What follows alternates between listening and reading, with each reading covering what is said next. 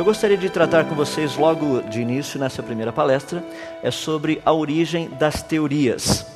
Quando nós tratamos da questão das teorias científicas, nós temos algo muito interessante, que é como, afinal de contas, essas ideias surgem. Como que literalmente as pessoas apresentam, fazem essas propostas. Algumas ideias são praticamente ideias normais, mas tem algumas que são muito estranhas. E nós iremos tratar de algumas dessas ideias que são relativamente estranhas durante esses dias também. Mas vamos olhar todas de um ponto de vista científico. Primeiramente, é importante nós entendermos que quando nós tratamos de temas relacionados com as origens, existe uma gama muito grande de teorias. Eu só queria apresentar alguns termos para você talvez ficar meio familiarizado.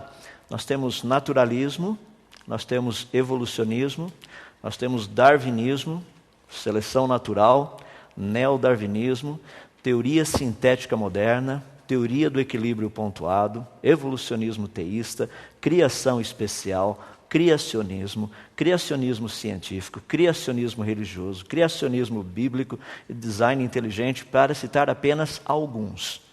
Existem muitos outros. Ou seja, o assunto, quando nós tratamos dessa questão das origens, tem muita coisa presa dentro desse contexto. E geralmente a terminologia é muito desconhecida. As pessoas têm uma noção muito vaga. Por exemplo, a palavra criacionismo ou o termo criacionismo. Normalmente, quando nós falamos de criacionismo, imediatamente as pessoas já pensam em coisa religiosa. Já estão pensando assim, Deus criou o mundo, ou a Bíblia, ou, sei lá, algum escrito religioso, alguma coisa desse tipo. Mas a palavra criacionismo é uma palavra muito interessante. Esse ismo do final significa praticamente um sistema ou um princípio. É a mesma coisa que nós encontramos, por exemplo, em ateísmo.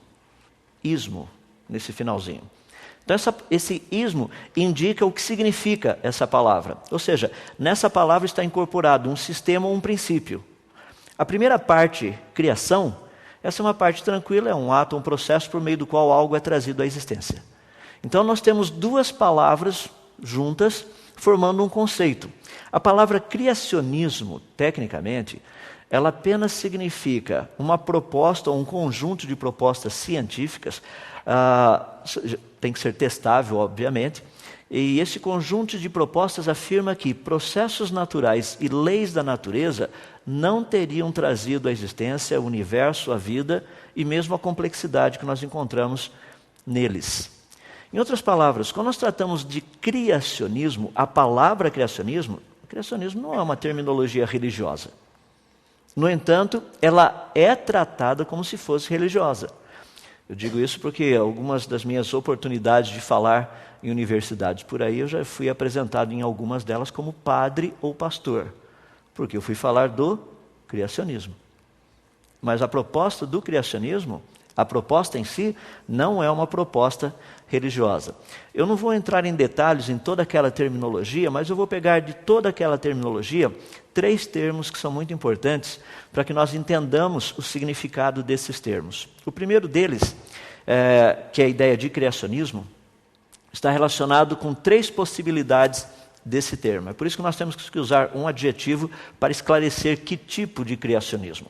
Nós temos praticamente o criacionismo científico, nós temos o criacionismo religioso e nós temos o criacionismo bíblico. 3 tipos de criacionismos diferentes. O criacionismo científico, ele preocupa-se apenas com pesquisa científica. Não existe nenhum interesse por parte das pessoas que trabalham no criacionismo científico em tentar provar que Deus existe, ou mesmo tentar provar que Deus criou o mundo, coisas desse tipo. Não é o alvo.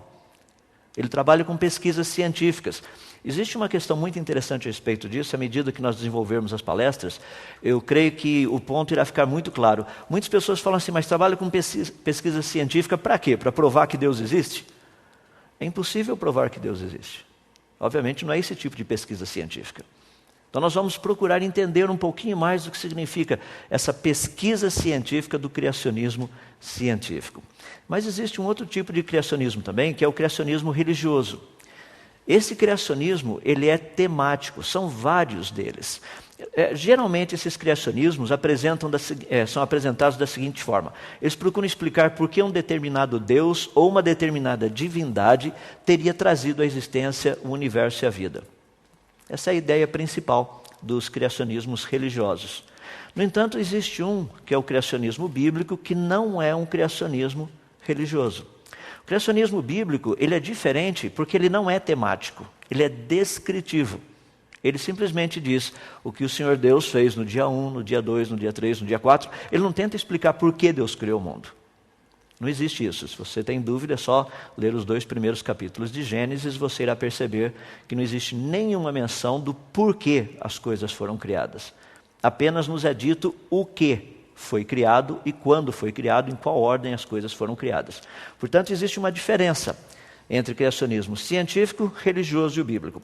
Para deixar um pouquinho mais claro, o criacionismo científico, ele não trabalha com pressuposições ou pressupostos religiosos. Esse é um ponto extremamente importante, porque quando eu digo às pessoas que eu sou criacionista, muita gente já vem direto e pergunta o seguinte: qual a sua religião? Por quê? Não existe uma ideia ainda formada nas mentes das pessoas de qual criacionismo nós estamos tratando. Se eu chego e falo, olha, eu sou criacionista e eu trabalho com o criacionismo científico. As pessoas falam, mas isso existe, criacionismo científico? Em qual seminário você vai? Você não vai em seminário nenhum. Nós trabalhamos em laboratório com essas coisas. Então as pessoas têm uma tendência de entender que o criacionismo científico ele não trabalha com pressupostos religiosos, embora ele possua implicações religiosas. Teorias científicas normalmente elas possuem implicações religiosas. Apenas para deixar claro, uma teoria que tem uma implicação religiosa muito grande, muito forte, é a teoria quântica, a física quântica. Quando nós trabalhamos com a física quântica, nós trabalhamos com aquilo que são chamados de níveis de energia. Você tem, por exemplo, um elétron, esse elétron pode ter ou esse nível de energia, um outro nível de energia mais aqui em cima, um outro nível de energia, ou seja, são níveis discretos de energia. Não existe um nível de energia entre esse daqui e aquele ali. Ou o elétron tem essa quantidade de energia, ou ele tem aquela quantidade. Aqui no meio não tem nada. Seria mais ou menos como se você pegasse um elétron e você tentasse fazer o elétron dar uns pulos. Então você vai colocando energia no elétron esperando que ele vá subindo devagarzinho. Ele não sobe, ele fica parado no mesmo lugar. Você vai colocando energia, de repente ele faz assim, ó, ele dá um pulo. Isso é a física quântica. Em outras palavras, física quântica trabalha com esses saltos. Qual seria a implicação religiosa dessa teoria? A resposta é simples, é o hinduísmo. O hinduísmo trabalha com castas. Ou você é isso, ou você é isso, ou você é isso, ou você é aquilo, e não existe nada aí no meio. Agora, não é porque a teoria quântica ela possui implicações religiosas que ela não é científica. É isso que nós estamos tratando. O criacionismo científico, ele não trabalha com pressuposições religiosas, trabalha com propostas científicas, estudando leis da natureza, processos naturais. No entanto, ele possui implicações religiosas. No entanto, isso não há nenhum problema. A parte da ciência, existe um bom embasamento científico? Sim. Trabalha com leis, trabalha com processos naturais que a ciência conhece? Sim. Pronto. As implicações religiosas, não é papel da ciência ficar estudando esse tipo de coisa. Já o criacionismo religioso, ele trabalha com pressupostos religiosos e eu posso afirmar que eles não possuem implicações científicas. Porque eles tentam explicar por que uma determinada divindade criou o mundo, teria criado o ser humano, teria criado a vida e coisas desse jeito. É o tipo de coisa que não é testável. Então, os criacionismos religiosos, eles trabalham com pressupostos religiosos, mas não possuem implicações científicas. Já o criacionismo bíblico, ele trabalha com pressupostos religiosos. A existência de Deus, que Deus criou o mundo. A questão da diferença do criacionismo bíblico para o criacionismo religioso é que o criacionismo bíblico, ele possui implicações científicas reais. As pessoas têm um pouco de dificuldade de entender essa parte. Falam assim, não, mas não é possível provar que Deus criou o mundo. Eu falei, exatamente, foi o que eu disse na primeira parte. Ele trabalha com pressupostos religiosos. Não, mas ele possui implicações científicas reais? Claro que sim. Você pega, por exemplo, no relato bíblico, no 3º dia, ali nos é dito que Deus diz o seguinte, ajuntem-se as águas num só lugar e apareça a porção seca. Observe que é singular, não é plural. não são as porções secas. Se fosse as porções secas, você teria vários continentes. Como a Bíblia usa o singular, a porção seca, ela está se referindo a um único continente. Em outras palavras, quando esse planeta foi criado, segundo a Bíblia, ele tinha um único continente. Eu não preciso perguntar para você qual é o nome do continente, porque eu creio que você já estudou isso em ciências. Ou seja, a proposta bíblica, ou seja, o criacionismo bíblico, ele possui implicações científicas reais. Seria possível provar cientificamente que o Deus da Bíblia criou o mundo? Não. Mas todas as afirmações que a Bíblia faz nesse sentido, elas têm implicações científicas, são reais. Portanto, o criacionismo científico, ele baseia-se apenas em evidências lógicas, leis e testes científicos. Já o criacionismo religioso não está relacionado com a ciência. O próprio nome diz, religioso. Mas o criacionismo bíblico, ele não deve ser contra evidências lógicas, a lógica, leis e testes científicos. Então é só para você ter uma noção do quanto existe por trás da terminologia. Imagina se nós fôssemos tratar de cada uma delas ali, eu precisaria praticamente de uma conferência só para tratar dos termos, da terminologia. É por isso que nós estaremos focando num tema, num aspecto específico, no caso do criacionismo científico. É muito importante que nós pensamos a respeito disso, porque o criacionismo científico, ele oferece uma proposta científica e histórica, no que diz respeito às origens. E essa proposta, não somente ela é científica, histórica, mas ela também é relevante. Ou seja, existe uma estrutura de pensamento, uma estrutura de raciocínio, que é o que nós estaremos estudando durante essa conferência. Agora, afirmar que o criacionismo científico é religião, isso demonstra falta de conhecimento. Então nós precisamos entender um pouquinho mais a respeito disso. Dito essas coisas, vamos parar de pensar um pouquinho a respeito das teorias relacionadas com as origens. Eu não sei quantos de vocês já pararam para pensar, mas, afinal de contas, como tudo começou?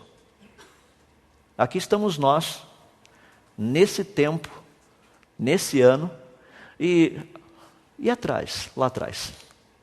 O que aconteceu? Há quanto tempo atrás? Como que as coisas começaram? Qual foi o início de todas as coisas? Quando nós tratamos dessas questões das origens, vocês vão perceber que essas propostas não são propostas novas. Lá na Grécia Antiga, cerca de mais ou menos uns 600 anos antes de Cristo, já haviam discussões acaloradas a respeito dessas duas tendências principais. Tendências que nós chamamos de cosmovisão. Okay? Então, a cosmovisão criacionista e a cosmovisão naturalista. Havia um grupo de pensadores gregos que acreditava que o mundo e a vida teriam surgido espontaneamente. Já havia um outro grupo de pensadores gregos que diziam, não, o universo e a vida não surgiram espontaneamente. Isso daí só pode ter sido criado. Desses dois grupos, é muito interessante você notar alguns dos elementos, ou seja, alguns dos filósofos que participaram dessa discussão. Obviamente, nós estamos falando de séculos, mas a discussão era uma discussão extremamente pertinente. Por exemplo, nós temos Tales de Mileto, que foi um grande filósofo grego, ele viveu cerca de mais ou menos 600 anos antes de Cristo, e o impressionante é que a frase que ele cunhou é usada até hoje dentro da ciência. Tales de Mileto fez a seguinte proposta, que o mundo teria evoluído da água por meio de processos naturais. Essa não é uma proposta que foi apresentada um pouco mais de 150 anos atrás por Charles Darwin. Essa não é uma proposta do século XX. Essa é uma proposta que tem pelo menos 2.600 anos. Um outro, Empédocles de Agrigento, foi ele quem fez a seguinte proposta: sobrevive o que estiver melhor capacitado. Isso não é proposta que foi feita há 150 anos atrás, que Darwin propôs. Ou que talvez Malpertuis, aproximadamente cerca de uns 300, quase 400 anos atrás, teria proposto. Não, isso daí são propostas de 2.400, 2.500 anos atrás. Por outro lado, nós temos um grupo, que é o grupo dos que pensavam dentro do contexto criacionista, dizia o seguinte, não, o universo e a vida não poderiam ter surgido espontaneamente. Eles foram criados. E lembra que a discussão era uma discussão filosófica, não era uma discussão religiosa. Era filosófica. Dentro desses, um deles, que acreditava no processo de criação do universo da vida, nós encontramos Platão. Da onde Platão tirou essa ideia de que o universo e a vida teriam sido criados? Ele disse algo muito interessante. Ele disse que as leis da natureza demonstram uma criação racional.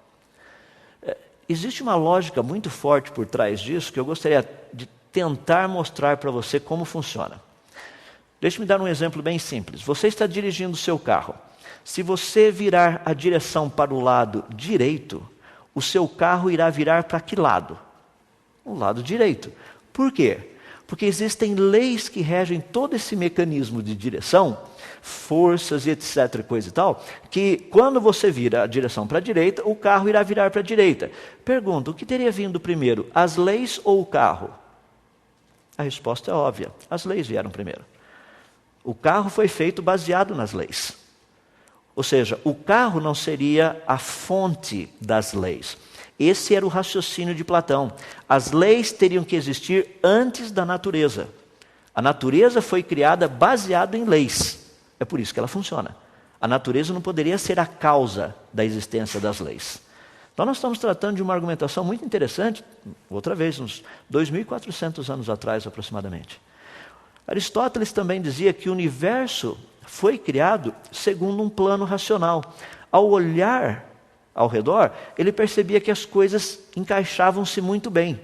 E coisas que se encaixam muito bem é porque elas foram criadas. Deixa eu dar um exemplo simples que você poderá entender o raciocínio que Aristóteles teve. Eu vou colocar em termos atuais. Obviamente, naquela época eles não tinham parafuso, não como nós temos hoje, tinham umas coisas semelhantes a parafusos naquela época.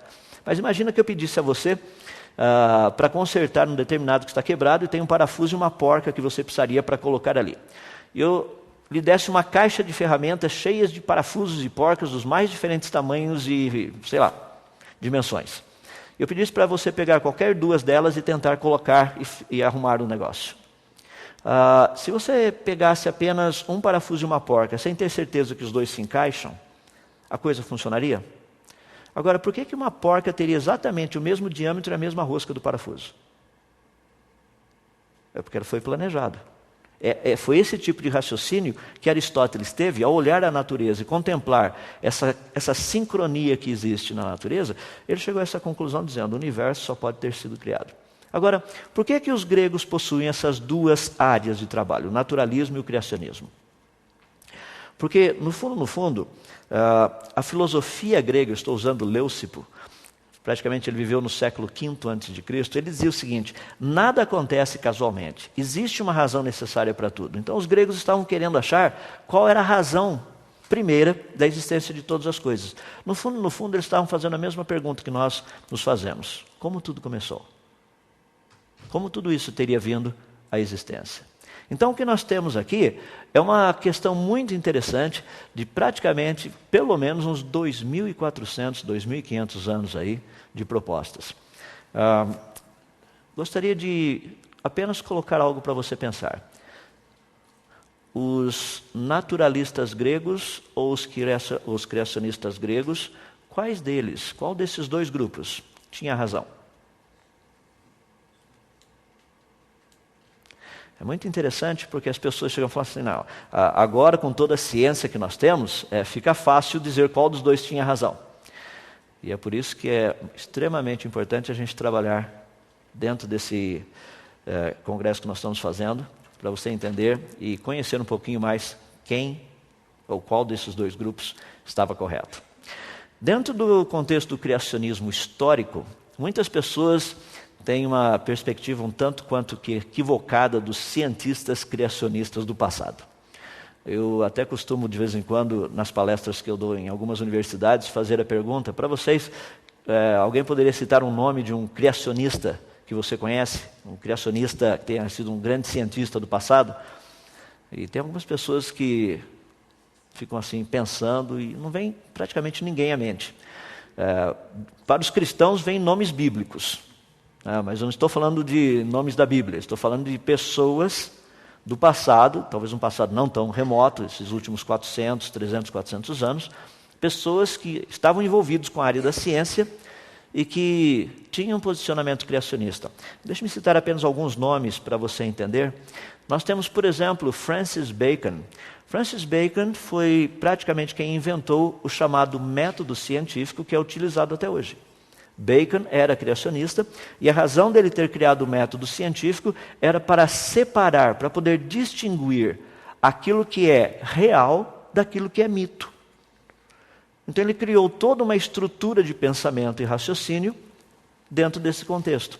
E é interessante porque Francis Bacon, num dos seus escritos, ele disse o seguinte: eu prefiro crer que todos os livros que tratam de lendas são verdadeiros, ou que essas lendas seriam verdadeiras, do que aceitar que o universo e a vida teriam sido frutos do acaso. Bacon deixou escrito isso como parte do seu posicionamento oficial. Ele era criacionista. A lista seria uma lista bem grande, estou apenas colocando alguns deles. Você pode ver aí Galileu Galilei, Johannes Kepler, que foi o pai da astronomia, Blaise Pascal, inventor do primeiro, digamos assim, computador ou máquina de calcular, William Pitty, que trabalhou muito na área de estatística e economia. Você tem Robert Boyle na parte de química e dinâmica dos gases. Nós temos Isaac Newton, bem conhecido, toda a parte de física clássica e também cálculo diferencial. John Flamsteed, fundador do Observatório de Greenwich, aqueles que ainda marcam as horas do jeito certo, aqui tantas horas, para lá tantas horas, para cá tantas horas. Se você for nos Estados Unidos, obviamente não vai ser o mesmo horário aqui. Se você pegar lá no Japão também não, tudo é relacionado com esse Observatório de Greenwich.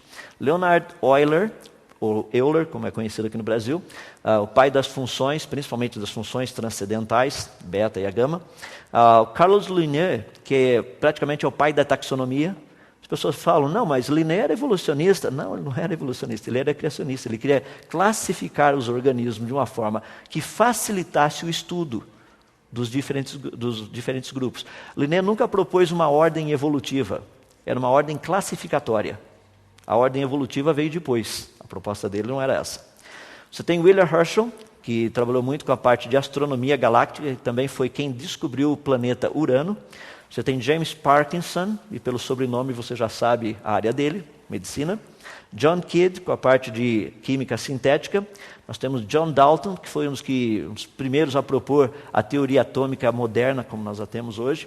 Humphrey Davy, trabalhando com a parte da termocinética. Michael Faraday, com eletricidade, principalmente eletromagnetismo, inventor do gerador elétrico. Samuel Morse, chamado código Morse, telégrafo. Joseph Henry, foi inventor do motor elétrico, também do galvanômetro. Nós temos também Richard Owen, que foi um paleontólogo. Interessante, o termo dinossauro foi criado por ele. Tá? Você tem também James Prescott Joule, termodinâmica. Você tem também James Clerk Maxwell, na parte de eletricidade e magnetismo. George Stokes, na parte mecânica dos fluidos. Gregor Mendel, na parte da genética. Louis Pasteur, na parte de bacteriologia e bioquímica. William Thomson, conhecido como Lord Kelvin, a parte de temperatura absoluta, que é bem conhecido. Bernard Riemann, da geometria não euclidiana, e a lista vai. Poderíamos citar muitos deles. Isso dá para você ter uma noção que a quantidade de pessoas relacionadas com a ciência no passado que aceitavam o criacionismo é uma quantidade grande. A pergunta é, por que eles aceitavam? Se você disser que era por influência religiosa, sem dúvida você está errado. Eles aceitavam o posicionamento científico devido à evidência científica. Deixa-me dar um exemplo. Eu vou citar dois exemplos. Um dessa lista que eu dei e um da lista que não está nessa lista, mas alguém muito importante. William Thomson, Lord Kelvin, ele disse o seguinte: uma quantidade imensa de provas contundentes de design inteligente e benevolente encontra-se ao nosso redor. Existe uma quantidade imensa dessas provas. Ou seja, ele era criacionista, aceitava a ideia de que o universo e a vida teriam sido criados, que eles não eram frutos do acaso, por questões científicas. Existe um outro que inclusive recebeu um prêmio Nobel no ano de 1927, Dr. Arthur Compton. Aqueles que estudam física conhecem bastante o efeito Compton. Ele disse o seguinte: para mim, fé começa com a compreensão de que uma inteligência suprema trouxe o universo à existência e criou o homem. Pergunta, de onde ele tirou essa ideia? Ele continua, ele diz o seguinte: não é difícil para mim ter esta fé, pois um universo organizado e inteligente testifica a favor da maior afirmação jamais pronunciada no princípio Deus. Além de aceitar que o universo e a vida haviam sido criados, ele também aceitava que o Deus da Bíblia era o criador de todas essas coisas. Para você ter uma noção geral de tudo isso daí, no ano de 1992, Dr. Henry Margnow, que foi professor por muitos anos da área de física especificamente, ele lançou um livro que eu achei fabuloso. O título do livro é Cosmos, Bios e Theos. É uma compilação. Dr. Margnow foi professor da Universidade de Yale por muitos anos e ele fez uma compilação do pensamento de pelo menos 60 cientistas do século passado, sendo que 24 deles haviam recebido um prêmio Nobel. Agora, a ideia toda do livro era justamente discutir esse questionamento. E é impressionante porque a ênfase que o livro todo dá, num certo sentido, você encontra nessa frase que é espetacular. Ele diz o seguinte: só uma resposta convincente para explicar a enorme complexidade e as leis do universo. Qual seria ela? Qual seria a resposta de 60 cientistas do século XX, 24 dos quais ganharam um prêmio Nobel, receberam um prêmio Nobel? Olha a resposta: a criação por um Deus onisciente e onipotente. Em outras palavras, quando nós tratamos dessa ideia de criacionismo, nós não estamos tratando de questões religiosas. Existe uma quantidade muito grande de evidência que nos leva nessa direção, nos auxilia a pensar desse jeito. Nós temos certas áreas que são áreas intuitivas. Eu, por exemplo, se eu lhe perguntasse, o meu óculos, ele foi criado ou ele surgiu espontaneamente? Eu creio que ninguém iria gastar os próximos 50 anos pesquisando se o meu óculos teria sido criado ou se ele teria surgido espontaneamente. Agora, por que você já quase que imediatamente, naturalmente, espontaneamente, intuitivamente, você diria, seu óculos foi criado? Por quê? É porque você não vê a natureza produzindo óculos. Você não sai por aí e encontra uma árvore de óculos. Você não sai por aí, vai na praia e você percebe lá um pouquinho de areia, esse pouquinho de areia fica lá, daqui a pouco cai um raio, esse pouquinho de areia vira, por exemplo, um pedaço de vidro, e esse pedaço de vidro, à medida que a onda do mar vai e vem, vai pulindo o vidro, vai dando formato no vidro, e daí por alguma razão misteriosa, ferro ali por perto derrete, ele forma certinho em volta do vidro, encaixa tudo direitinho, daí as perninhas por alguma razão vão... Ou seja, você entendeu o espírito da coisa? Esse é o ponto que é importante. Nós olhamos a natureza, nós estudamos a natureza, nós sabemos o que a natureza, por meio das suas leis e dos seus processos naturais, o que a natureza tem condição de fazer e o que ela não tem condição de fazer. Baseado nesse conhecimento, é que muitos cientistas dizem, o universo e a vida foram criados. Então, quando nós pensamos em termos dessas teorias todas, essas ideias, vamos parar e pensar um pouquinho no mecanismo de tudo isso. Eu queria dar algumas sugestões para vocês. Por exemplo, quando nós tratamos teorias, nós temos que fazer observações. Eu acabei de mencionar alguns exemplos aí. Você não acha uma árvore de óculos, obviamente, mas você acha árvores de outras coisas. Você tem condição de ver muita coisa interessante. Eu queria usar um exemplo bem prático, que é o seguinte. Imagina que nós quiséssemos estudar a questão da chuva. Formando assim um tempo muito negro de chuva, parece que vai chover bastante. Então nós queremos aprender um pouquinho ali. E você percebe que existe alguns eventos, alguns fenômenos que ocorrem normalmente quando existe chuva. Você percebe que tem um tipo de nuvem específico. Você percebe que algumas vezes tem raios, e quando tem raios tem trovão. Você percebe que à noite, quando está formando aquele tempo de chuva, existem relâmpagos. Mas você percebe algumas vezes também que noites que não tem nuvem nenhuma também tem relâmpago. Daí você vai tentar associar todos esses itens. Dentro da ciência é justamente isso que nós precisamos fazer. Nós precisamos olhar as evidências, olhar os fenômenos, estudar e ver se existe algum tipo de relacionamento entre eles. Quer ver um exemplo que é muito interessante? Eu gosto de colocar isso daí, porque todos nós somos bons cientistas. Você é, eu também, o pessoal que está nos ouvindo também. Olha que interessante.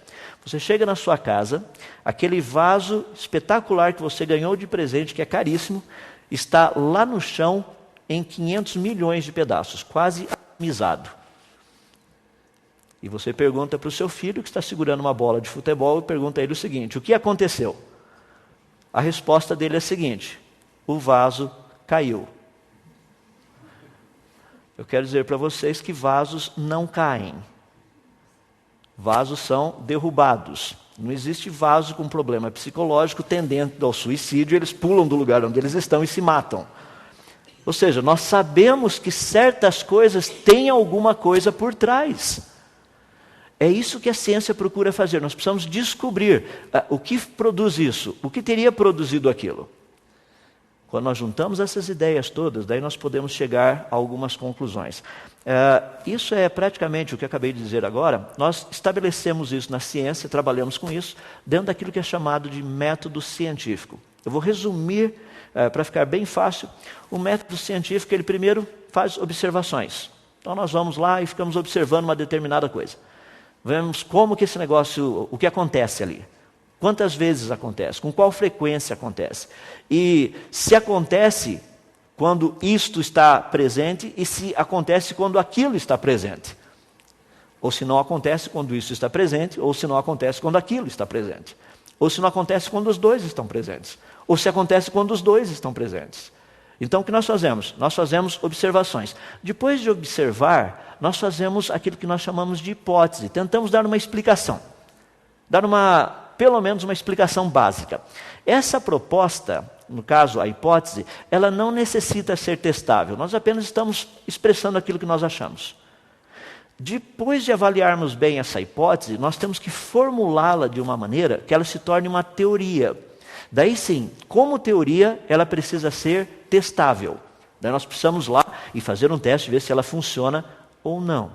E por fim, se essa teoria, nós percebemos que ela funciona e ocorre em todas as vezes, nós transformamos essa teoria naquilo que nós chamamos de lei. Ou seja, essa explicação realmente descreve como a natureza funciona. Então essa é a ideia básica que nós temos aí por trás. Só para você entender, essa questão de leis da natureza é algo muito legal. Porque nós precisamos entender e aprender sobre elas. Nós não criamos as leis, nós apenas descobrimos as leis. Então, geralmente, quem descobre a lei, recebe, ou seja, o nome dessa pessoa passa a fazer parte dessas leis que agora são conhecidas. Por exemplo, se eu falar para vocês, as leis de Kepler. Kepler não criou as leis, Kepler descobriu as leis. Então, nós temos 3 leis de movimento planetário. São as leis de Kepler. E assim funciona dentro desse contexto, as leis da natureza. E existe uma quantidade muito grande delas. Estou citando apenas algumas aí. Existem leis que são leis de conservação. Existem outras leis relacionadas com gravidade, leis que estão relacionadas com o movimento planetário, como eu citei, leis da termodinâmica, leis de radiação, leis relacionadas com a luz, e a lista vai. Nós temos leis dentro da ciência também, leis como a biogênese, as leis que regem a hereditariedade, leis que regem a codificação genética, tem uma lista muito grande. Um exemplo prático, aí nós temos na física a ideia de leis das cargas elétricas. Cargas elétricas com o mesmo sinal, positivo, positivo ou negativo, negativo, elas se repelem. Cargas elétricas com sinais opostos se atraem. Não fomos nós que determinamos isso. Nós apenas descobrimos que é assim que a natureza funciona. É uma lei. Quando nós trabalhamos na química, a lei do equilíbrio químico. Você percebe que certas misturas, quando nós colocamos juntas ali, por exemplo, aí você está vendo o cloreto de cobalto, que muitos professores de química gostam de fazer, porque os alunos ficam, uau, muda de cor. Você coloca um negocinho lá, de repente tem uma cor, daí ele vira outra cor. Por quê? Um equilíbrio químico. É espetacular. Funciona? Funciona. Não fomos nós que determinamos essa lei, nós apenas descobrimos que é assim que a natureza funciona. Quando nós pegamos o exemplo que eu dei para vocês, as leis de Kepler relacionadas com o movimento dos planetas, a órbita dos planetas em volta de um corpo celeste não é uma órbita circular, é uma órbita elíptica. Não fomos nós que criamos essa lei ou essas leis. Não, nós apenas as descobrimos. No caso da lei da biogênese, vida gera vida. Essa é uma lei que foi descoberta. Não fomos nós que criamos a lei. Então nós temos uma quantidade muito grande de leis, e a ciência trabalha com essas leis. Nós temos também uma quantidade muito grande de processos naturais. Ou seja, são os processos que a natureza usa para funcionar. Nós temos alguns, por exemplo, combustão, cristalização, centrifugação, eletrólise, oxidação, redução, fossilização, fermentação, e a lista vai. Todos esses processos nós não criamos, nós sabemos que eles existem na natureza, a natureza os utiliza. Em alguns casos nós aprendemos com a natureza e a gente faz igual. Por exemplo, a questão da combustão é algo muito interessante. Nós simplesmente usamos a ideia e agora nós temos condição de usar esse processo natural e aplicar até mesmo aos nossos foguetes. Nós temos, por exemplo, coisas que nós procuramos evitar, que é a oxidação. Essa é uma área que eu trabalho, dentro da área de anticorrosão. Ou seja, você deixa coisas, a tendência normal é delas começarem a enferrujar-se. Nós temos na área da geologia, por exemplo, a questão da erosão. É um processo natural. Dentro da biologia, nós temos, por exemplo, fotossíntese. Ou seja, existem muitos processos naturais, muitas leis da natureza. Como que tudo isso pode ser utilizado, portanto, pela ciência? Quando nós olhamos lá no passado, nós não temos condição de saber como que as coisas foram criadas, mas nós temos as leis da natureza e os processos naturais. Ao estudarmos as leis da natureza e os processos naturais, nós podemos ter uma boa ideia do que teria acontecido ou do que não teria acontecido, do que seria possível e do que não seria possível. Então, essa é a ideia principal no estudo das origens. Em última análise, o que nós temos que fazer, que é um processo muito importante, quando nós trabalhamos com teorias científicas, é procurar desenvolver um mecanismo que nós pudéssemos literalmente testá-las. Por exemplo, qual seria a diferença entre uma teoria e um mito? Qual a diferença dos dois? Algumas pessoas dizem que se tomar manga com leite você morre. Isso é uma teoria ou é um mito? Seria possível testar? Nós podemos pedir para o pessoal depois preparar, quando você chegar na sua casa, você faz um copo de manga com leite e testa. E nós podemos ver o que acontece. Tenho certeza que você está plugado na internet para a gente poder ver o que vai acontecer depois disso. Ou seja, qual seria a diferença, portanto, entre uma teoria e um mito? Isso é muito fácil de ser resolvido na ciência. É muito fácil. Teorias, de uma forma bem reta e direta, elas trabalham num sistema a posteriori, ou seja, depois de examinarmos as evidências. Você tem um grupo muito grande de evidências, você examina essas evidências, daí você faz uma teoria. Mito trabalha de um outro jeito. Mito trabalha a priori. Antes das evidências aparecerem, a gente já diz o que vai ser. Pare e pense a respeito dessas duas propostas, são propostas bem simples, bem retas e diretas. Quando você pensa em termos de teorias das origens, à medida que formos estudando, gostaria que você mantivesse, ou tivesse em mente, essas duas coisas. A posteriori, a priori. Evidências e falta de evidências. Processos naturais, leis da natureza e processos que ninguém sabe quais são. Então nós vamos estudar e pesquisar a respeito disso. Partindo para a questão de como juntar todo esse pacote. Afinal de contas, teorias são criadas, teorias são feitas. E quais são os elementos básicos dessas teorias? Tem 5 deles que eu procuro esclarecer para que ninguém tenha dúvida. Nós temos, no caso, o cientista, nós temos o raciocínio, temos a evidência, temos a questão das probabilidades relacionadas com a coisa acontecer ou não, e daí a ideia principal final, que é a questão, quando nós tratamos da teoria. O cientista, o primeiro, é um problema. Muitas pessoas têm uma ideia de que cientista é uma pessoa, assim, infalível, está sempre, ou seja, uma pessoa sem pressuposição, sem pressupostos, ela é neutra, e ele é prático, objetivo. Muitas pessoas acham que, inclusive, ele está sempre de avental branco, tem todas essas coisas por aí. Mas, na verdade, a parte da ciência, nós sabemos que os cientistas, Nós somos pessoas normais. Eu sei que muitos não acreditam nessa afirmação, mas nós somos. É que nós temos uma percepção da natureza que a maioria não tem. É por isso que nós vivemos preocupados com as coisas. As pessoas acham que está tudo bem por aí. De vez em quando passa um meteoro por aqui, fica todo mundo assustado. A gente está assustado o tempo todo com isso. Não só quando eles passam. Quando eles também não passam, nós estamos assustados. Ou seja, quando nós tratamos essa questão específica do cientista, nós precisamos entender que cientistas também erram. Teorias, muitas vezes, são refutadas. Nós, muitas vezes, não gostamos disso. Mas essa é a realidade. Estou dando um exemplo bem simples aí, Albert Einstein, mostrando quem é o de verdade e quem é o de brincadeira. O de verdade está de paletó e gravata. O bonequinho que está literalmente com um jaleco branco, esse é só o bonequinho. Ou seja, vamos entender que quando nós tratamos de ciência, não é porque o cientista disse. Não é assim que funciona. Quando a coisa foi testada, aquela proposta foi testada, daí sim nós podemos ter um conhecimento mais amplo. Temos também o contexto, que é uma parte extremamente importante do raciocínio. Esse é um exemplo que ajuda demais a entender como que muitas vezes o raciocínio, embora sendo lógico, 3 pontinhos. Olha só, Zenão, ou Zeno, como ele é conhecido, foi um grande pensador grego. Ele disse o seguinte: eu consigo provar que você, saindo daqui, você jamais conseguiria chegar, por exemplo, na sua casa. A ideia que ele nos deu foi justamente essa. Imagina que você está no ponto E e você teria que ir até o ponto Z, que é a sua casa. Então vejamos como funciona. Ele diz o seguinte: primeiramente você terá que andar metade desse trajeto. Você fala, sim, daí só fica faltando a outra metade. Daí eu chego em casa. Ele falou, não, ainda não. Porque para você poder atravessar essa metade agora que você tem, primeiro você terá que atravessar a metade dela. Daí irá faltar a outra metade. Daí você fala, mas então é só andar essa outra metade.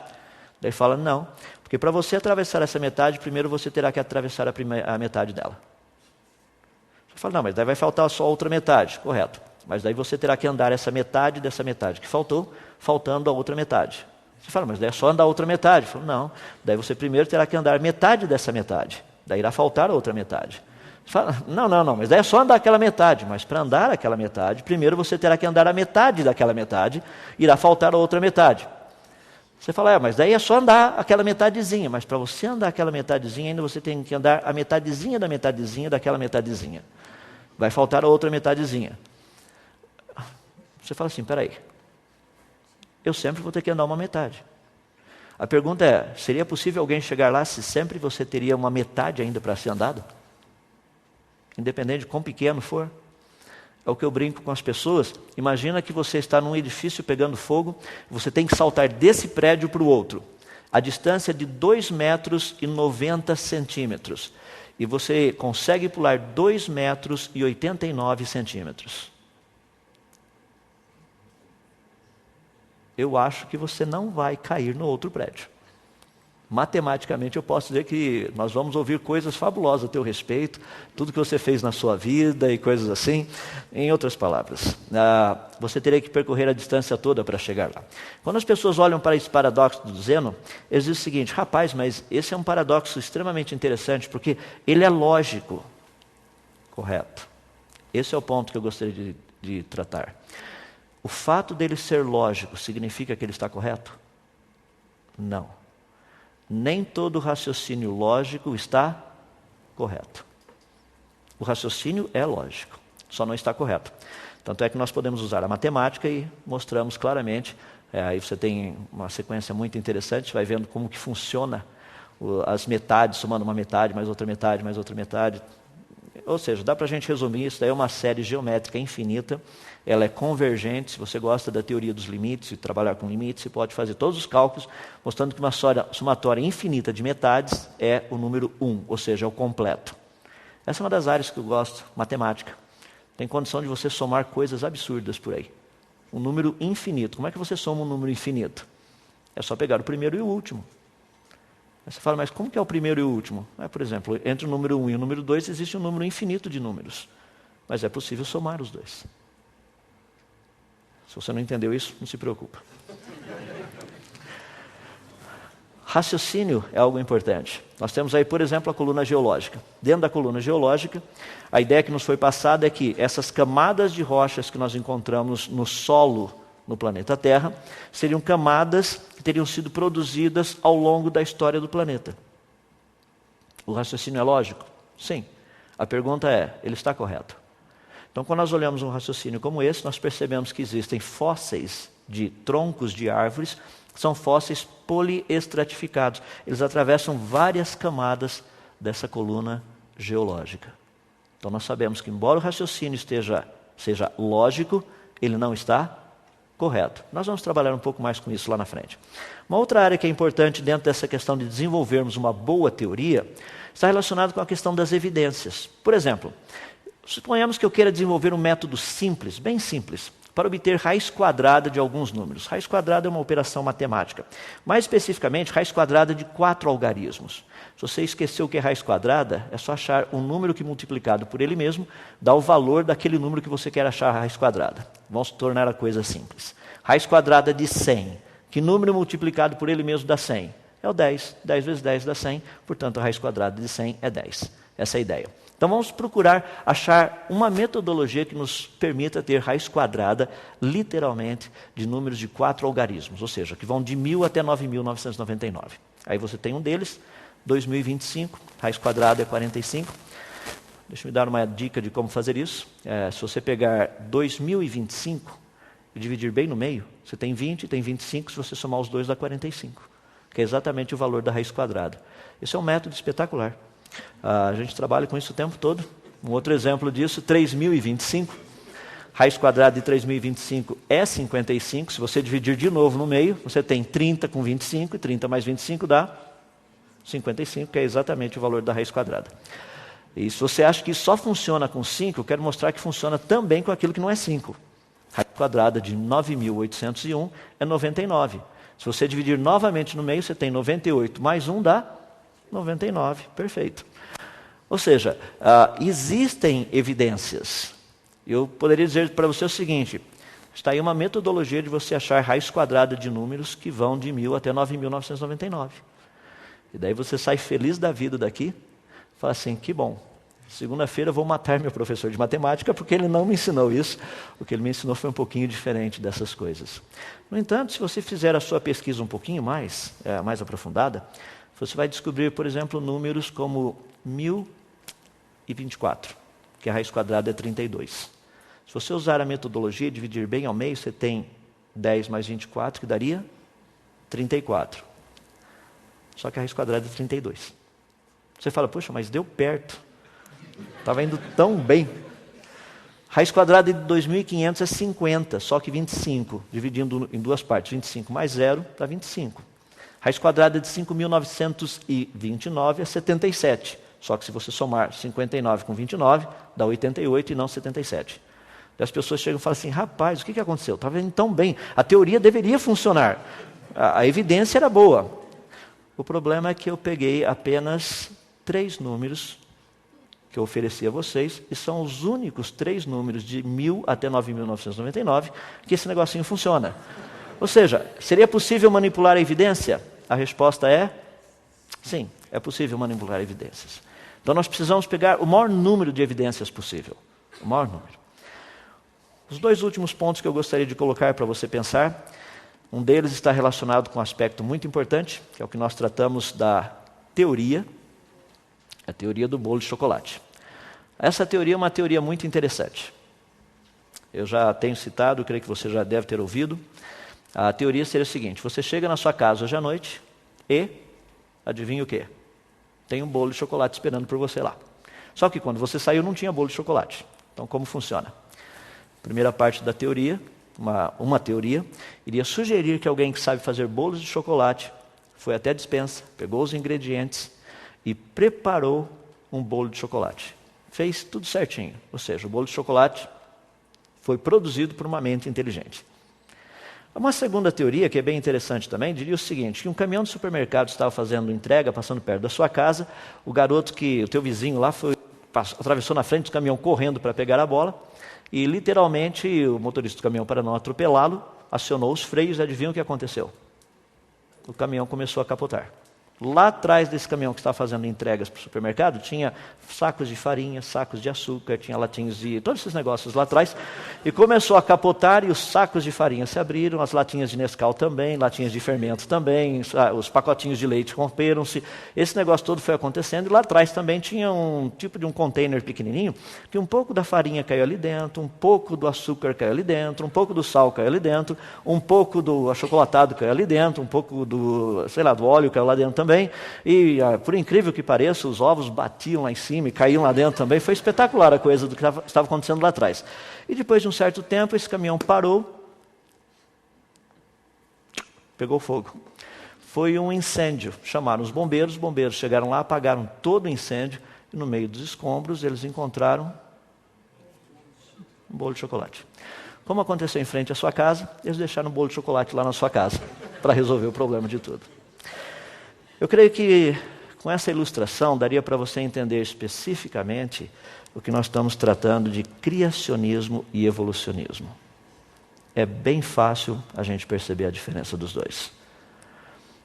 O último ponto que eu deixei para vocês, que eu mencionei, está relacionado com a questão da probabilidade. Pergunta: qual a probabilidade de um caminhão capotando, mesmo tendo todos os ingredientes necessários para fazer um bolo de chocolate, fazer um bolo de chocolate? Essa é a parte que os matemáticos entram, estudam e procuram dizer o que seria possível e o que não seria possível. Então eu queria que você tenha uma noção aí do que nós estaremos estudando e trabalhando durante as próximas palestras. Muito obrigado.